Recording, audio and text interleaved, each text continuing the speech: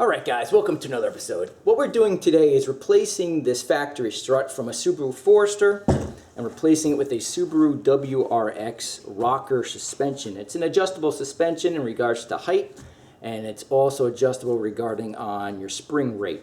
And I'll show essentially on how to, of course, remove the old strut, install the new strut. I'm not going to show on how to set the ride height because it's all personal preference really, but it's very easy. You have collars that you adjust, you tighten everything down, and that's it. So that being said, let's go ahead and let's begin. Alright, so first step is we need to remove these lug nuts. And now if you don't have an impact wrench, you don't have a cordless type of tool to remove these lug nuts, get the lug nut wrench that comes with the vehicle, place it over the lug nut, get yourself a piece of pipe. I got this from Home Depot. Place it over the lug nut wrench. This gives you a lot more leverage, and there you go. Now if you do this without this pipe, let me show you, you need a lot more force and you're going to hurt your hands on top of it. So make sure you get yourself a pipe because you'll save your arms, you'll save your hands, and you'll save your back.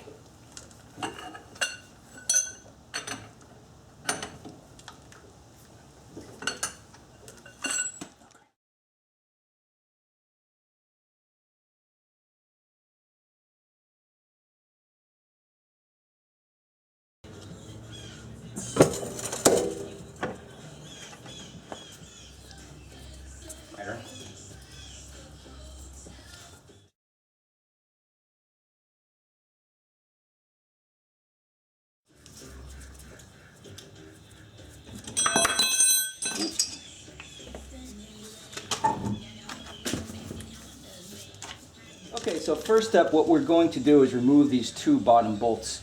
Now again, if you don't have an impact gun, you can use one of these breaker bars. These are also called cheater bars. Now in this case, you can use either an 18mm or a 3/4 inch socket. So just place the socket over the end there. I'll use a breaker bar. This happens to be a 1/2 inch breaker bar. And then for good measure, also get yourself a wrench because you want to keep the opposite side of this bolt from moving. So just to loosen it up, again, get yourself a breaker bar. These things are a lifesaver. You can often pick them up at Harbor Freight. I mean, maybe $15 or so. They really are not that bad. Then once these bolts are loose enough, you can use a ratchet.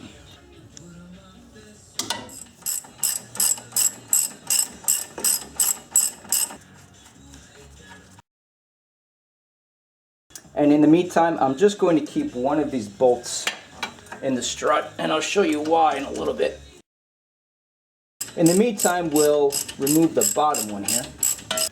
Now, if your bolts happen to be really stubborn, spray them first with PB Blaster or WD-40 and let it sit for maybe 5 minutes or so, and that will help you out.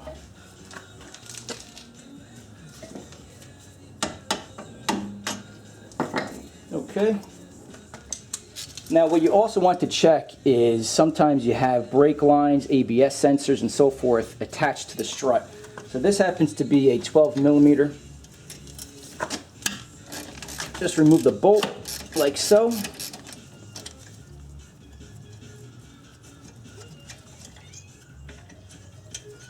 Okay. Then also we have the brake line right here. Now this is held on by a clip, and as you can see, it grabs around this fitting. So what you want to do is get yourself a flathead and just pry it up like so.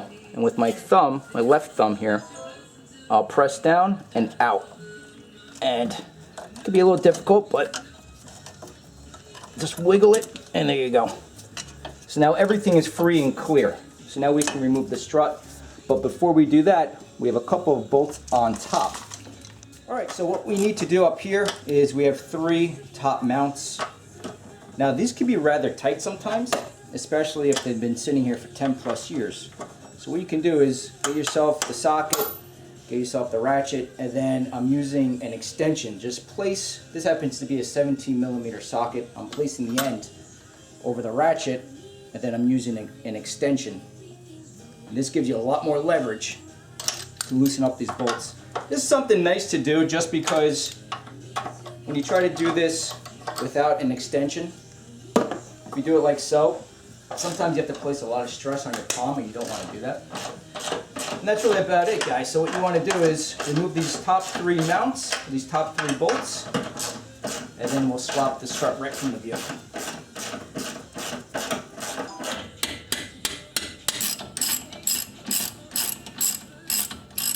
And then just remove the strut from the vehicle.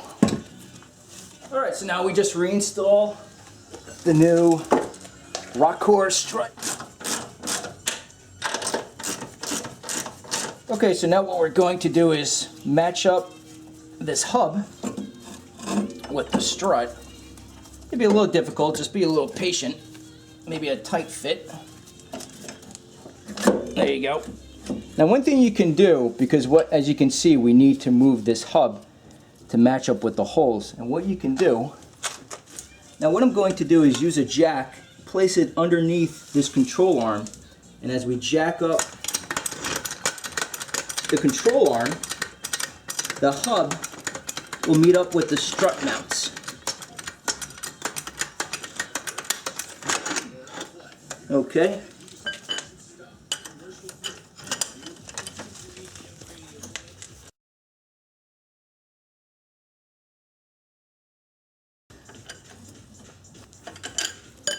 Now the mount perfectly aligns with the strut. And then go ahead, get your bolt, fit it through the mount, thread on the nut, and this is obviously the top one. Grab your lower nut, flush it through. You have a washer that goes on the end, like so, and then of course the matching bolt or nut. Now these top ones, these need to be around 14 to 15 foot-pounds. You don't really need a torque wrench for these top ones. Just give it a good tug and you'll be fine. Okay. Now for these bottom bolts, these need to be tightened to 114, 115 foot-pounds. Now what I'm using here is a torque wrench. If you've never used a torque wrench, you're not sure how to use it, I'll include a link right now where you can watch a quick video showing you how to adjust this lever down here and how this essentially works. These are great to have, especially when you're doing this kind of job. So what you're going to do is place the torque wrench over the nut and just start tightening the bolt here, and we'll hear a clicking sound when we hit that designated 114, 115 foot-pound mark.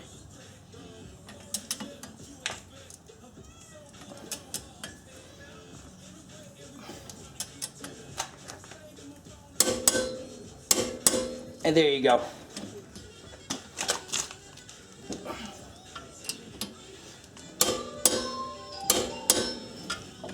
Now as a final check, what you want to do is tighten these 2 locking collars. So you have one right here, and then again one right here. So place the tool over the collar, and then go toward the car. As you can see, it's nice and tight. And then we have this guy right here, and we just do the exact same thing. And for this guy, it comes towards you. And that's it, so it's nice and tight. Now one thing about this strut, it doesn't have any mounts or any mounting positions for your ABS sensor and for your brake line. So what I'm going to do is just use a zip tie and tie everything together in the meantime until I find a better system.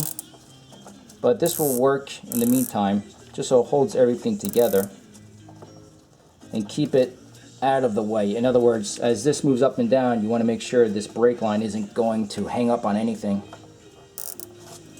And that's it.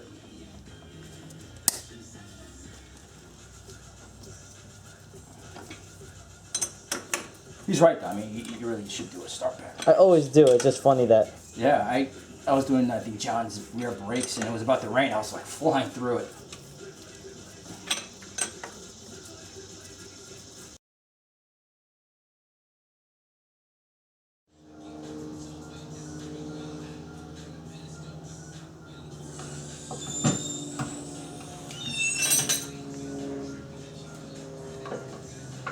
Wow, that looks a lot better, doesn't it?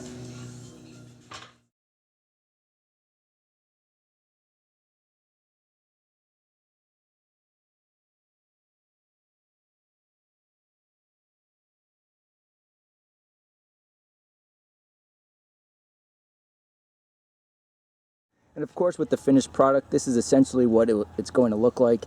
A really nice drop. Again, you can customize it to any look that you wish, and there you go.